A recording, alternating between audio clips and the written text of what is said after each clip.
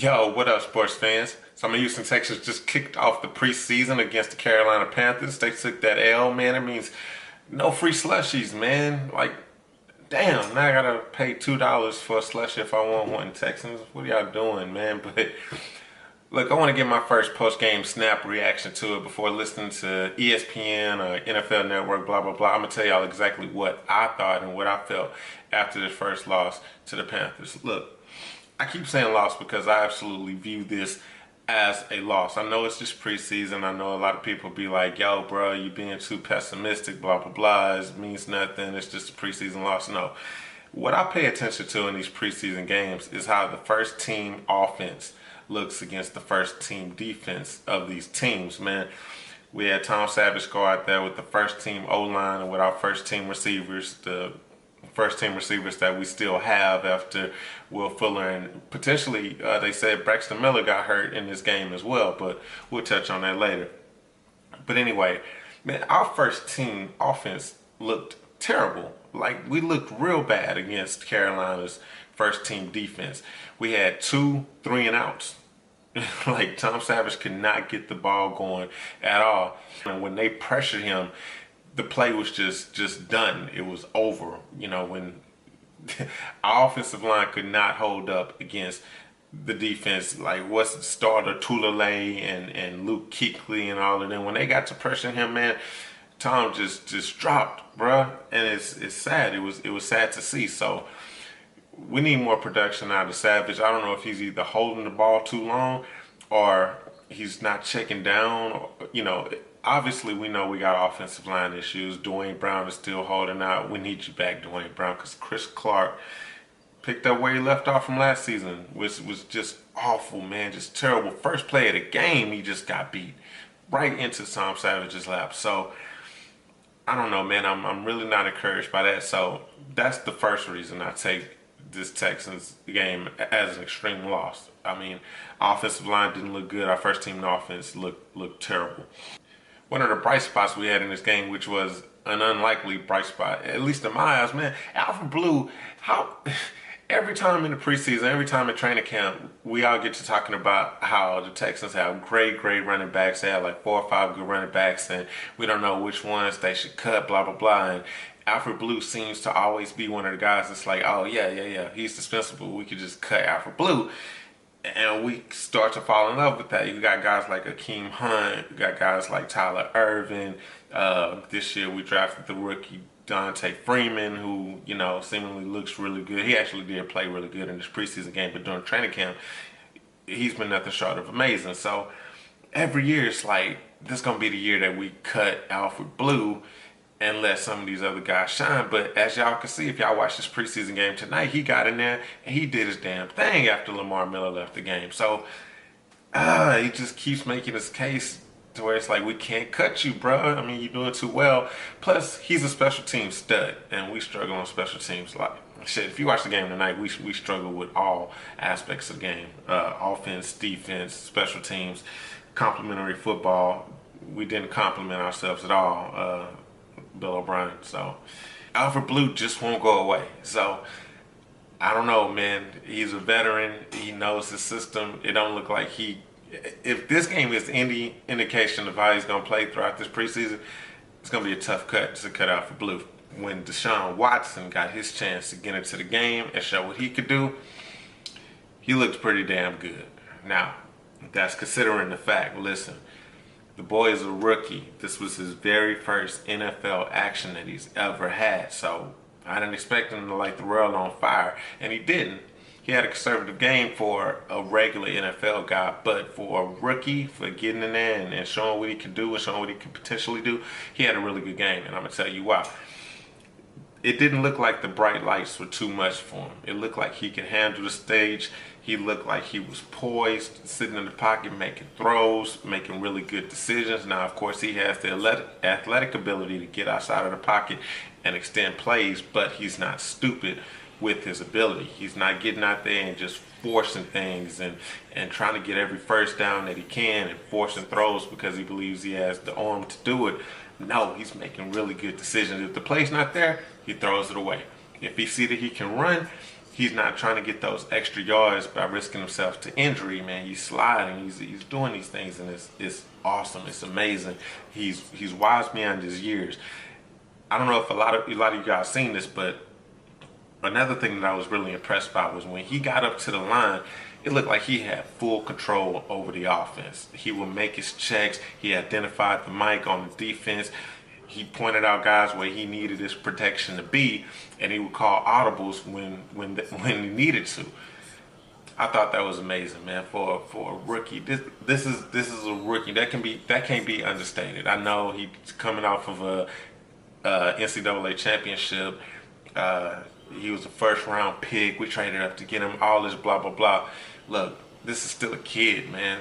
It's still a kid. He's never seen NFL action. He doesn't know how fast the game actually is. So for all this, for him being able to do all of this and learning a complicated playbook and showing that he's got a full understanding of it, hey, this game was nothing short of amazing. I'm happy to see it, and I think he has a bright future.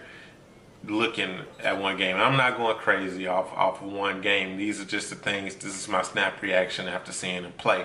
There's a lot of things that he needs to improve upon. That's obvious, but just looking at the potential, I think we got our guy for the future. So, I want to show y'all one play in particular that I'm really encouraged by, and it kind of shows what I think the Texans' offense is going to look like for the future. You got Deshaun Watson, obviously. That you got Deontay Freeman with them in the backfield, which I think Deontay is going to be a huge part of the offense. He's going to play a huge role, be a great complementary back to Lamar Miller. So, yeah, I'm saying I think Deontay is definitely going to take over that backup role that Alfred Blue currently holds. He's going to edge him out, and he's going to be a good reliever for Lamar Miller, who is going to be our starter, but he's not that traditional bell cow back that other teams have. So, if you take a look at this play, you get it going. Watson's going to hand it off to Deontay. He's going to run. You got Julian Davenport, our 4th round pick. He's playing left tackle this game, obviously, because Dwayne Brown is out. Now, I think that he's a guy that could potentially slide over to right tackle, and that'll help out our offensive line a lot once we get Dwayne Brown back. But you see, man, he sets that edge, man. He pushes the guy out. He lets him go a little bit past him because he knows that the play is designed for Deontay to go into the inside. So he does that. Deontay gets a huge gain. Great job, Texans. Come back. They keep the series going, man. The things that Watson's able to do, man, he has accuracy on these short routes. Now he had some long throws this game where the touch was a little bit off, but these are things that he can correct with repetition, man. He just gets more reps with his receivers. I think the boy's gonna be a stud. So I'm really encouraged by that. And Deontay Foreman, man, he shows his athleticism, man, hurdling over guys and stuff like that. This is the future of our Texans offense, man. You guys, you're allowed to get excited. Just get excited. Do it. I mean, let's not go crazy, but we got a lot of good potential here. So, look, we need to see Deshaun Watson against first-team defenses. Now, we play our next game. I think the second preseason game will be the perfect opportunity to get Deshaun Watson in there against the team's number ones. I think we play the Patriots, if I'm not mistaken. Y'all correct me if I'm wrong. Y'all love correcting me when I'm wrong, so I'm sure you won't. But, I mean, what better test than the Super Bowl champs? Let's get him in there. I want him to play the very first series, and I want him to play, a good 3-4 series until he can do something productive, score a series. But we need to see what he can do against the number one guys. Just like we played a series today, one series with J.J. Watt in there and then took J.J. out because we know what he can do. We need to see what Deshaun Watson can do against another team's very best and very brightest.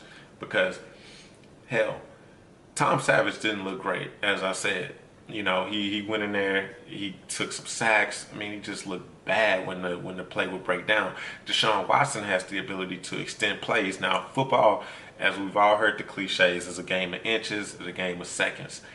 Man, a few extra seconds on a play after a play breaks down and pressure gets to him, if Deshaun Watson can extend the play just a couple seconds, that could be a huge difference. We talking about the difference of taking a sack to getting a first down. So Deshaun Watson has that ability. Tom Savage does not. Yes, I don't know. There's plenty of pocket passers in the NFL who are great. They don't have the mobile ability to do all these different things. But look, Deshaun Watson is actually a pocket quarterback. He just has the added bonus of being able to escape the pocket if need be, but he plays smart. So, I don't know, man. Don't get it twisted. I'm advocating Tom Savage to continue to be the starter for this team. I think Tom Savage needs to step his game up. Maybe Watson can pressure him to play better because Watson is unpolished. He's an unpolished rookie. He needs to sit back and learn behind Tom Savage. And it's a win-win situation. If Savage plays well this season, he gets paid. He's going to go to some other team. He's going to be the starter, and he's going to get his money. Obviously, Deshaun Watson is the future of this franchise. So, look, man, I'm down for Deshaun Watson sitting back this year, not being the starter when the regular season comes and just sitting back and learning. It's a win-win for us. He's going to be the guy no matter what when this day comes. But, hey, in the preseason, hell, we need to see what Deshaun can do. We need to see what he can do. What do y'all think, man? Y'all hit me up. Y'all let me know if you think I'm crazy, if you think I'm right. Let Deshaun Watson start this next preseason game, and let's see what he can do against another team's number ones on the defense. So, man, that's all I got to say right now, bro. But I'm really encouraged by what I've seen from Deshaun Watson. I think he has the intangibles. I think he's going to be a great quarterback. And look, just to let y'all know, I don't believe at all this is the Texans' year. Like, I don't have Super Bowl aspirations at all. But I know that this is bigger than just this year, man. We finally got a guy that we can call our franchise quarterback, a guy that we can come in and groom, get him ready for the future. We still got J.J. Watt. We still got the #1 defense statistically. I know that the term is thrown around loosely, but we got a really good defense, and I think we're gonna continue to be good on defense. Deontay Foreman, man, I'm just encouraged for the future of this team. So, like I say, man, y'all hit me up, man. As always, guys, love y'all. Peace and love. I'm gonna hit y'all up next time, next week after next week's game. Maybe, hopefully, Deshaun Watson's the starter, and we'll be talking about that. So, love y'all. Peace.